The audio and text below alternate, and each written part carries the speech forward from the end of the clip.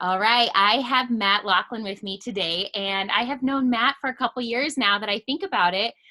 We met at a coffee shop, and we started talking about real estate, magazines, nonprofits, and then from there, our relationship, our friendship has grown, and we worked together and done a conference together. So, Matt, I have tons of questions for you, but can you just start off and Yeah. tell a little bit about yourself?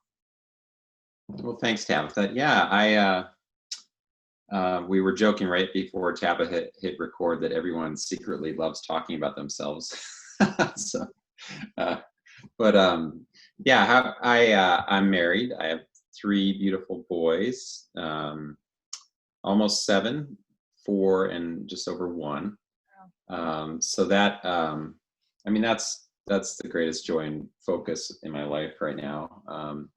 Live here in Coeur d'Alene. Grew up in terms of chronology, little things. Grew up in Spokane, Washington. Finished my undergrad at Carroll College in Montana.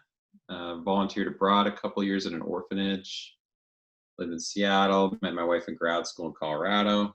But we moved back up here in 2013 to raise our kids. So that's a little bit of a sketch, I Yes, guess. it is. And yeah, I mean, you guys and your boys and your kids, they're just so much fun to watch on social media, and you have your Thanks. hands full. You have a lot going on. It's like I was just thinking about that this morning actually, because we're contemplating getting we have a 12-year-old dog and we're thinking about getting like a puppy, and I'm like, what in the world am I thinking? Like, you know what I mean? Like, but I figured I was messaging a friend of mine out in Minnesota, and I figured, this is the season of family life, and the only way through is just to go all in, so just surrender to the nature of your life, fully embrace it, and so anyway, yeah, it's busy, but it's fun. So tell us about a little bit about what you used to do, and then kind of we'll go into all this great things that you're doing now. But so when I met Matt, you were doing real estate and then also the magazine as well. Yeah, I'm not a realtor. I don't work in real estate, but yeah, we met through a magazine I own. So my professional background is, so in Colorado, I got my master's in counseling psychology, and then I went on to get my license as a licensed professional counselor in that state. It takes 1,000 hours of clinical work, and then I had a private practice as a therapist down in Louisville, Colorado. It's in between Boulder and Denver, and my wife and I grew up in the Northwest. That's where I always felt home. And I've always been fond of small mountain towns. And I wanted to get near family. We wanted to have children, and just prayed about it, kind of felt called to move to Coeur d'Alene. And so what I did is I closed my counseling practice and I started working with company. We're basically franchise owners. I think we're like around a $300 million company now, the company I'm a franchise owner with, but we do niche magazines all across the country. And so I have one that goes out to the top producing real estate agents, and we do a lot of social events, connect them. And then I have another one that hits new movers, new residents. Well, in addition to that, the company asked me to serve on our leadership team. So for 5 years, I was basically serving in a leadership role and coaching other franchise owners across the country. They knew about my therapist background, and then loved that, learned a ton. And then I decided to step down from my leadership position. And this January, opened my own life business coaching practice, kind of integrating, over 10 years of work I've done with people as a therapist and now coach. So yeah, that's kind of like the fast track to today. So I still own and run my local magazines. And then my greatest joy is coaching people. So Yeah. So how, I talked to you, I ran into you as you were just getting this started, and how is it going? What are you like, what does it mean for like a coaching mentor, what you're doing right now? yeah, say the last part again. What does it mean? What's the Yeah. question? Like, Yeah. so yeah, what exactly do you do? Like, What is it? Okay. Yeah. yeah, Yeah. like what is it? And what does that mean to, Yeah. What is it? Yeah. Yeah. How do I view the whole thing? It's going great. I'm growing every month, and for me personally, there's nothing more dear to me. It's way up there, I would say, in terms of, it's an honor to sit down with someone and hear them talk about, for them to bring to the surface what they're really struggling with most, what's most worrisome, fearful, shameful, and then also what's dear to them, what they really want to, who they really want to be in life, and what they want to accomplish out of love those that depend on them in life or out of their own spiritual, faith orientation. It's an honor. Like, the work is incredibly meaningful to me. It's ultra meaningful. It's just my sessions, the time flies by. But in terms of like how I work, how I would contextualize it is, legally, I'm not licensed as a therapist in Idaho. I don't practice therapy. If people, I will often refer if they're curious about the possibility of working with me. I usually do a complimentary consult, very often I'll refer them to a local therapist or maybe a recovery group if they need that or what have you. But I draw on, I think it's, how would I say this? Like, it's just not people, you can't compartmentalize your life. So I draw on all of it. I draw on my therapy background, on my experience coaching people as business owners, sales commission people. I love to work with people long term. So most of my clients will commit to invest like a year. It takes about 13 months, depending on, I have different packages and stuff, but in terms of like working with me ongoing. So it's really, I tend to attract people. I was just asked this recently, like, who's your ideal client? And it's so hard to articulate because I have people in their 60s, I'm trying to think of the youngest, maybe around 30 right now. When I was a therapist, I worked with even younger college students and things. But I would say they're people that value personal development and self-growth. They tend to be in a position where their performance really matters. So they're not,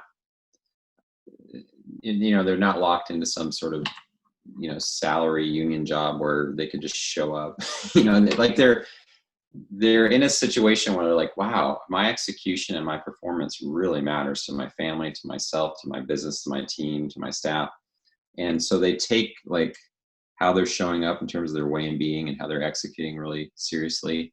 I think I attract, the people are so different. So it's a hard thing to answer, but globally speaking, I attract people who they value self-examination and they value growth and personal development. So, and I attract people who, are really committed to being committed, if that makes sense. You know what I mean? Oh, so I don't know if that kind of answers what you're aiming no, at. it's great. It's great. Well, I mean, the first time I think I had a one-on-one coffee with you, we actually sat down with nothing else and we were talking, I think about Crush It or something. And I was like, oh, I think we've been sitting here for 2 hours. Like, you are so good at, like, I was saying stuff to you that I don't tell a lot of people. And I was like, how did this happen? How did I just tell him about my life? And you were just like, and just totally worked it out with me. And it was one of the best things. And if you're providing that for people, it's invaluable. And when I saw that you did the switch, it was like, it was a no brainer that you're doing that. So I commend you. It's really cool. Thank you. Yeah. And I think right now, like, the world we're going through a lot of stuff, with COVID, with protests, with equality, with the things that are happening. Why is it so important to have a coach or mentor, someone that's leading you through the very crazy life?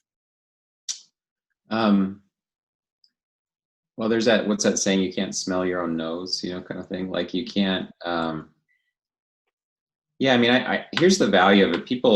People usually have like a reservation, I think, to work with a coach because they look at it as like getting information or getting something from the coach that they're lacking or what have you. One of the fundamental principles I lean on, I double down, bet everything on this, like the full house, is that which people seek, they already have within themselves. They do not have to go out and develop it. They don't have to go out and create it out of nothing. It's already pre-exists within them. And like, I recently did an online class on this, and not on this per se, but I broke down like, what are 5 fundamental distinctions and principles I rely on as a coach? And that's one of the main ones. And it's the most encouraging, that which you seek is within you, like whole and complete. And there's different ways to illuminate that. Like, I don't know, if you're walking down the street and a little kid, your child or a stranger's child's about to get hit by a car, you wouldn't, 9 out of 10 people would lunge. They wouldn't hesitate to put their own life at risk to push that kid out of the way. And so already there's enough love and courage just there, whole and complete, that you would do that. And all the great wisdom traditions, scripture, philosophies, they illuminate this in a different manner. Like, the kingdom is within you, or I like the analogy of a treasure. So, but the basic premise, like why I think people need coaching or the function of coaching, I see it as like, if that which you seek is already within you, your job becomes how to locate it, discover it, and remove the obstacles to uh, the experience of it and its expression in your life. And it's kind of like that classic analogy of the sun and the clouds. Like on a rainy day, the sun, like I live about 600 feet above town. So it's often in our town here locally. I don't know who's watching this, but in Coeur d'Alene, Idaho, we'll get like these foggy cloud covers, but it's totally sunny at our house. And I'll look down. I'm like, wow, all my friends right now, they're having a rainy gray day. and to them, it's like the sun's gone. Actually, it's right there. I see it beating on the top of the clouds. So like the radiance within you, it's always shining. Sometimes it can be obscured by the clouds. So coaching, I think, helps people identify those clouds, and in the recognition, and there's in the process, it dissolves them. They and then that which they are, it just automatically, expresses itself. But yeah, I'm a huge fan. I don't think even the word like mentor, if you look at the word mentor in the Greek, goes all the way back to the Odyssey, Homer's Odyssey. And there's this character, Athena, has this, I forget all the names, this sort of goddess figure appear as named mentor to this boy, Telemachus, and his dad's away at the Trojan Wars. And he has all these tough situations in life. He's got relational things, business things, crises, and this mentor figure, his function is to, like in the Greek, like breathe heroic strength into him and help him navigate his life. And so it's old. It's like, it's not, coaching is a modern word usually applied to athletics, but the whole concept of having another human being, and the real power is your own inner awareness. Like, I just totally trust it. Like, I don't feel any pressure to give somebody any information that's going to solve their life. Information, ideas come through me or through them, but it's a function of their own awareness. Like I could go on and on and on Yeah. about. Well, it's like Yeah. it's like a light bulb moment or aha moment that I get because I have a couple mentors and I meet them every other month and we just have Yeah. coffee and we just talk about life and then they give me, I mean, they're a lot older than I am and they've kind of already done some of the things I've done and I'm like, I love their advice because, Yeah. amazing. But sometimes they'll tell me stuff and I'm like, light bulb, I already have that and I can already Yeah. do those things, but you moved something to the side so I could see the goal or see what I needed to do. Yeah. So I agree, like coaching and mentorship, it is one of the best things. And I know a lot of people that are coaches and mentors have coaches and mentors. They do the same exact thing. Oh, totally. Yeah. Yeah. You kind of want to now, when you were saying that, like things that you'll hear from a mentor or a coach, or oftentimes it comes in the session, but then the whole process, it turns up the burners on your inner awareness. And like, it's almost like the sun on a glacier. It doesn't look like anything's happening, but then like a month later, the whole glacier slides. So people will be, they're just chopping carrots in their kitchen. They're like, oh my gosh. And it's because they've actually, here's a great analogy of the power of this, that people do not tap into it. Like, so I had a psychiatrist mentor a while back, and he said, the reason why workshops and seminars are so powerful, there's all kinds. I've been to Tony Robbins, I've been to Landmark, I've been to all kinds of things like this. The reason why they're so powerful is because rarely does anyone actually take 12 hours in a day, much less multiple days in a row, and puts their full consciousness and attention on themselves. They never do. We're just running around scatterbrained. We're dealing with their life. Right. Kids crying, lawn to mow, emails to reply to, and if you read like the verbatim transcripts of these powerful seminars, I have one. My laptop's actually sitting on it. It's like, anyway, but you read it and you're like, it's valuable information, but the power isn't in the information. The power is in people actually devoting their consciousness and awareness, withdrawing to the witness observer of their mind and examining their life. That illuminates all kinds of things. So that, anyway, I'm just, yeah, no, it's on. completely, as a great example is I get off my podcast calls and I could just rule the world because I've been inspired by who I'm talking to, or they gave me an idea, or I was like, I need to get that done too. They're doing some great things. I would love to do what they're Yeah. doing. So it's Yeah. like it fuels you. Like I totally know that feeling. Yeah. Yeah. Totally. Yeah. So let's have a couple fun questions. Favorite restaurant in Coeur d'Alene? We love Angelo's restaurant, my wife Mhm. and I. We rarely get a date night, so I mean, we can take our kids out to eat. There's a lot of places I like to go, but if we ever just actually could pull off a date night, we're too nervous to try other things because we don't want to mess up a precious. So I love Angelo's restaurant, so good. That's So a great one. I actually had never been in there for the longest time. I had a friend take me, and we sat at the little bar, had a glass of, and this is like two seaters. We had a glass yeah, of wine, and like Angela came out and talked to us, and we had food. Oh, it was just, I'm like, I can't even go back there. The experience isn't the same.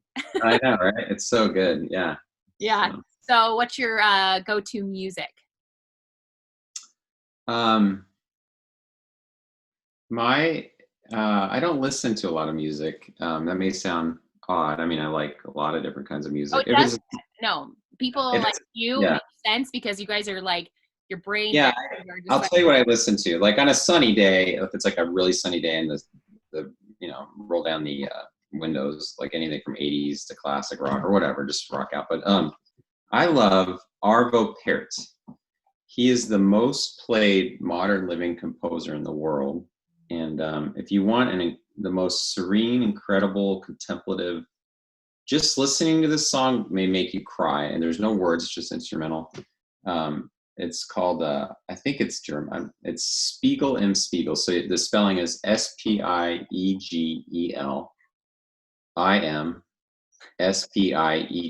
3 words. Spiegel im Spiegel by Arvo Pärt. it sounds It like is a spelling bee there. yeah. That is the most beautiful piece of music. And if you go to his stuff, the way you spell his name is Arvo, Arvo Pärt. So it's one of the only places on YouTube that all the comments are positive, multiple million of views, and you read people from Spain, Israel, Africa. People are like, this is making me cry. This is the most beautiful thing I've ever listened to. Like you just scan humanity's exposure to his. So that is my favorite music by his work. And I would say if you want to check him out, check that one out first. So, Awesome. so. So what fuels you? What gets you excited to work each day? What makes you just ready to go? Um, yeah, personally, the most dear thing to me that kind of contextualizes my whole life is growing spiritually and uh, out of to know and love God and to be a vessel of God's radiance, love, and kindness to everyone.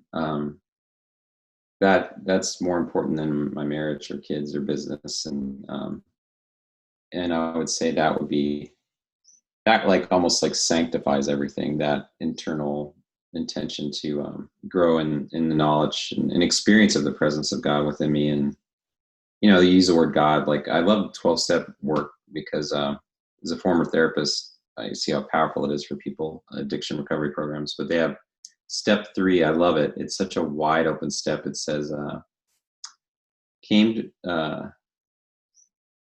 we surrender our life to the care. We surrender our will and our life to the care of God as we understand God." And so, what I love about that program, you have people, they're agnostic or they're just more spiritually inclined, not very religious. Then you have really devout Christians or Jewish people. They all blossom by that principle. So I'm not saying, I'm not going to even try to say what God is per se or whatever to me, but you know, that's how I would characterize. So that's what fuels me. Oh, that was beautiful. No, it's perfect. So who's your biggest inspiration? Um, that's a great question. Like, could you contextualize it, living or dead, or Yeah, what? anything. I know like your family is one of your biggest, probably Yeah, inspiration yeah, outside of like family. What inspires you? Like who? It can be, yeah. you know. Um, no, yeah. Well, there's many, many people that inspire me. Hmm. And again, going back to that other question, like what fuels me, it's kind of very similar. Like I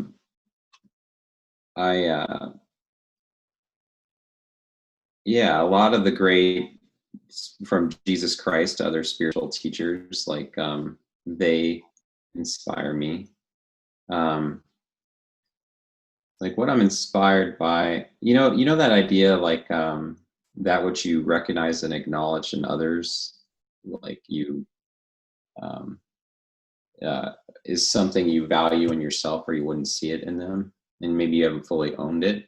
So I would say like there's a whole host of people who they have an attribute or a quality of being that moves me or inspires me, and I think partly it might be a function of I haven't fully developed that part of myself, or Yeah. I'm not maybe as sweet and gentle all the time, or whatever it is. And then yeah, so that's I don't know. Yeah. Yeah, I don't have a specific. That's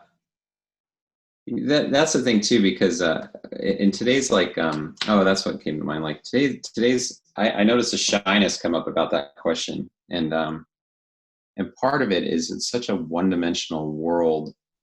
People politicize everything, so I'm hesitant. It's almost like, I mean, I would share that kind of thing in private, one-on-one, a little more openly, but like, you just don't. I don't. It's not out of cowardice. It's almost like if you say one individual inspires you, they're dirty laundry in life. Like people. As a former therapist, they call it the good bad, the split between the good dad and the bad mom or bad parent. Like people who are developmentally immature will often split a parental figure as like all good or all bad, Mhm. and they can't really reconcile with the humanity of their parent, and see their compassion and beauty and what they contribute to their life and their downside, and kind of hold all that. And but yeah, broadly speaking, I'm inspired by people who, as much as I think I may or may not be able to recognize them, people who totally and truly surrender their own will and their own attachments to live out of service and love for others. It's an asset. So Well, yeah, I think that was a perfect answer because it's hard when I ask that some people are like right away have a question or an answered by somebody. And then there's other people who are like, it's my mom, it's this. And then to like, yeah, there is a lot of people that inspire me daily. I'm the same way. Like I'll meet someone. I'm like, oh my gosh, like I need to get my act together. This person is killing yeah, me. Like they, yeah. I want to go do what they're doing. So that's a perfect answer. You remind me of what you just said. We try to read great literature to our children, like the classics, and they're young. But one person I was reading is one of the reasons you do that. You expose your kids to great classic, beautiful literature, and these figures that they get to read about is they come up against like such beauty or courage that without even saying it, it's juxtaposed against how they're being in life, and it illuminates the gap. It pulls that forth from, but you can't be around someone and not immediately recognize, the potential you're leaving on the table, or how much more you can be, you know. I love that. So So what is one life lesson that you learned the hard way? that would be finances. I I would say just I didn't think about money. Borrowed a lot of it, student loans, and just got credit cards, and if I wanted a thing, I used my credit card, and I didn't bring my awareness and attention to money, and so uh, the painful lesson in that, I would say I'm 45 now. Like I really started getting that lesson like around 34, 33.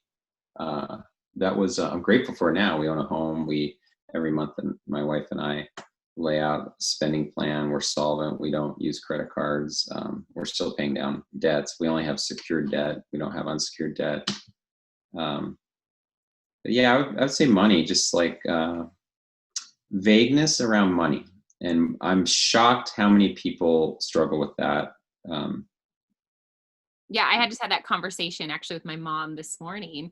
about Yeah. like just we had this whole in-depth conversation and how money's and just that whole lesson of learning that. And still some people just keep spending, because I'm the same way as you. I don't have credit cards for the fact that just I don't even have the temptation, nothing. I have like a business Yeah. Yeah. credit card that I never use, only for like work stuff. So Yeah.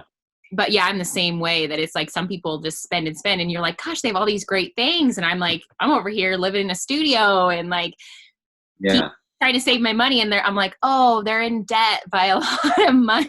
Yeah. They're vague. And yeah, I mean, it's the greatest lesson there that I would is this, because this applies to your whole life. So this is actually, I think, profound. So not because it's my idea or anything, but to actually, I mean, there's you've got Dave Ramsey's Financial Peace University. You've got there's Debtors Anonymous programs, 12-step programs that put together spending plans. There's a lot of different ways, vehicles, but to actually every month name where every dollar goes in advance, and name it, and then track it throughout the month. And so I remember my wife and I, when we sat down, we were married, our money conversations, we would fight. Like, it'd be all this emotion and intent. We'd try to like do our budget for the month. And first you're looking at the pile of bills like it's this dragon. You want to avoid it, and you just don't even want to face it. And then when you face it, you fight and blah, blah, blah.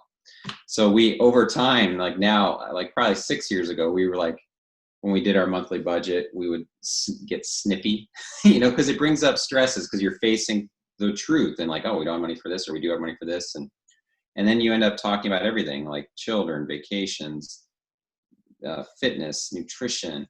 When you do a monthly budget, you're actually talking about your life. You're not talking about the money. And so in a marital couple, or a couple that maybe intermingles their money and that, for some reason aren't married or whatever, but it is. So now now it's peaceful. We lay out the budget for the month, and then we track it throughout the month. But really what we look at it as like, okay, when we talk about our money for the month, we're like talking about all the categories, like, oh, kids, do we want to save for a summer camp? Or what about that? It gets you like running your life like a business, and executive functioning, and goals and aims. And it's all a function of tracking where every dollar goes that month. So I learned that painfully through marital disagreements. And, it's in the United States, you're not going to starve to death. I mean, try. People are going to notice you and throw you somewhere. But so I think the real blessing is just the fear, vagueness, anxiety. Like you'll have a roof, and if you're bad with money, you'll stumble along. But it's more like the painful lesson is like all the vagueness, anxiety, and worry that just goes away when you get out of vagueness and into clarity, I would say. I love that. And that makes so much sense when you do have those money conversations, and it brings up the stresses because you're talking about life and, really getting into it. That's a good point. Yeah. So thank So you. another question is, what would you tell a younger, like one piece of advice you give younger Matt? I would tell him the same thing I just told a 30-year-old individual who just left my office, who wants to coach with me. I'm 45. And the way here's how I'll answer that question. Carl Jung, the famous Swiss psychoanalyst, they kind of laid out that there's 3 main life stages, and there's 3 main confrontations in each of these stages. And I see this play out as a therapist. So the conversation I'm having with a 65-year-old client, I have a 64-year-old client right now, or a 48-year-old client and a 30-year-old client, they're very different. And so early life, which is about to 35-ish, 36, is you will be more neurotic. And neurotic's a clinical term, a broad term, like restlessness, anxious, depressed, where you don't have like a psychosomatic problem, like you're not clinically off. You're just anxious, worried, depressed, drag your feet in life.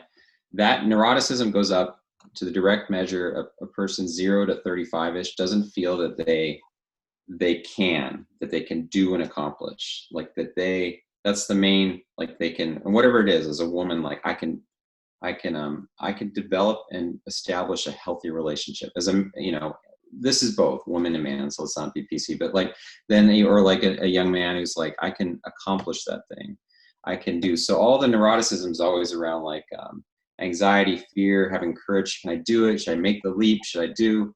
It's all a leap of faith. And so to successfully navigate that stage, I would say to the young person, like, look, you are way more powerful than you realize. Have the courage to move forward and do it and trust yourself. And then, 35 to 55, it's a different conversation. The main function of that stage of life is people have made choices, and there's real consequences. You're 42, you have a couple kids. Maybe you're not even with the person that you have these kids with. You did a career thing or you didn't do a career thing. So there's a lot of like inner forgiveness, compassion work, and accepting your life as it is, then being a steward of the opportunities that still glisten before you, but with humility, because it's not the same as a 22-year-old. A 22-year-old's got a different potentiality than a 41-year-old. And then, anyway, so it depends on the stage. So that's my broad answer to that. I love that. Early stage question. So I would tell myself, have the courage to be yourself and express it in action. Perfect. Yeah. Yeah. So you are kind of you're a natural entrepreneur, creating this and doing all the things you've done in the past. What do you say has been the key point of you being, because there's people that love to be an entrepreneur and there's people that aren't. What are these a key thing that you think that has helped you be a successful entrepreneur? Yeah, I would say, I don't know. I guess, yeah, I would give myself 60% entrepreneur. Like true entrepreneurs are an idea out of nothing that they bring to the marketplace. Whereas I started my own franchise businesses, so there was a model and somewhat of a system that I could trust. And then starting my own coaching business, coaching exists out there, so I can model after other people. But yeah, the biggest piece of advice, well, for one, maybe you're not an entrepreneur. Having the humility to recognize and own your temperament and your propensities. I think one of the most damaging things is people hold themselves to a hypothetical ideal, and everybody thinks everybody can be an entrepreneur, and that's not true. It's like sales. So I coach salespeople in my previous leadership role. In sales, if you have 100 people, 30 people are going to kill it. 30 people are going to be pretty decent, and 30 people, it is not in their highest, and they're wonderful people and they can contribute and serve and have different functions, but they are not salespeople. So I would say if you're clear, you temperamentally are an entrepreneur, and there's different personality type assessments out there. One's called the Big Five personality test. And it's like $10 online. The website is Understand Myself or Understanding Myself. It's the most studied psychometric test, but they measure one quality they measure is openness. And entrepreneurs tend to be open, which means they like ideas. Anyway, so presuming you are temperamentally set to be an entrepreneur, then you just have to ask yourself, are you willing to pay the price? So then it comes down to willingness, I would say. Okay, you get joy out of doing the thing, you love the freedom and flexibility. Are you, and you want, it's true that you can do the thing. Let's get real. You can do the thing. If your best friend was getting married in India in 3 days, hell or high water, you'd be there. Or your mother's going to die, and you'd move heaven and earth and you'd be there.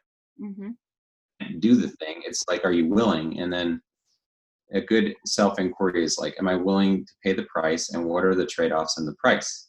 So, to be honest about your willingness to pay whatever price is required, because you can't have it all. So that's my Dutch uncle. That's so true too about being an entrepreneur. So many people want to do these things, but they truly are not that entrepreneur. And I started looking more into that to see if I really was, because I start to do those, I want to start to do this. There's not a lot of me. There's a lot of me, I'm willing to just be open and do it. But I'm not an entrepreneur in so many different ways. So it's very interesting. And it's a buzzword too. Someone asked me the other day, what inspired you to be an entrepreneur in this? I'm I was just doing stuff. I didn't even know that was what entrepreneur does. Yeah. Right. It's a word that I get you. Yeah, totally. Yeah, exactly. Yeah. So if someone's trying to get a hold of you or is interested in coaching or doing anything, how do they get a hold of you? Yeah.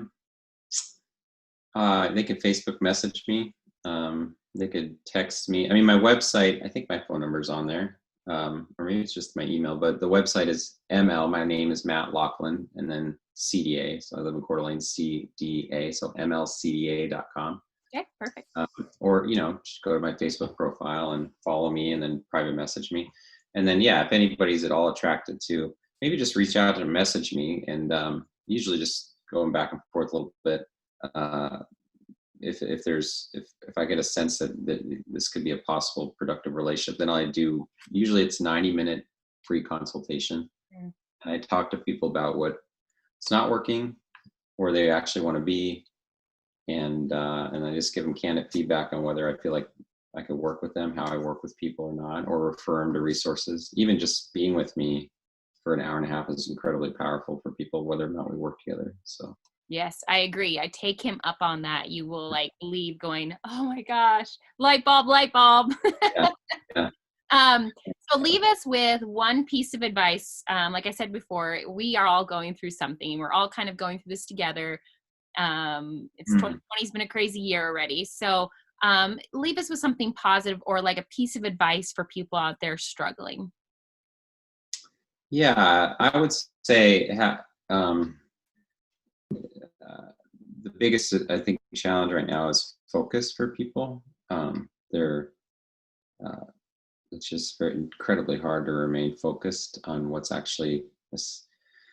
So I think people need to discern here's a powerful question. Ask yourself, what is needful and what is needless in your day? And then if you're overwhelmed or anxious or off course, just worry about the day, like the 12-step programs, one day at a time, or scripture, the day is sufficient unto itself, but just handle your day well. And because usually people they're either living in anxiety about the future, which one analogy I heard it this way, it's like if you were surfing, that's like riding the front of the wave, like you're worried about a calamity in the future. So you wipe out. And then, or they're feeling guilt, shame, regret about the past. So they're off the back of the wave and they fall off. And so it's really valuable, I think, when people are not feeling right, it's just, just handle your day. If you handle your day, that handles tomorrow, and then it handles the next tomorrow. And ask yourself that, one illuminating question is is this needful or needless? And just keep doing what's needful.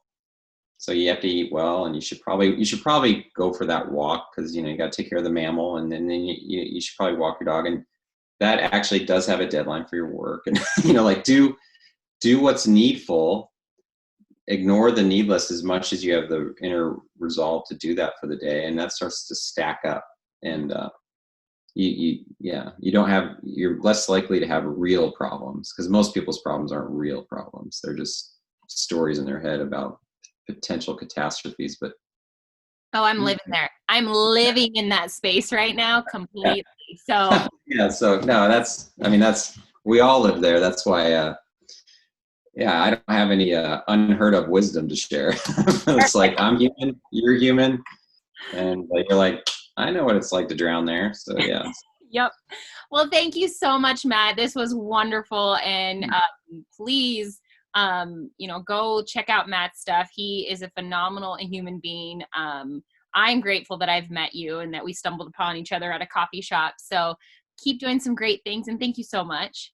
Thanks, Tabitha. Yeah. Thanks for listening to Keeping Tabs. I'm Tabitha Kroc, and every Monday I release a podcast about different community members here in North Idaho.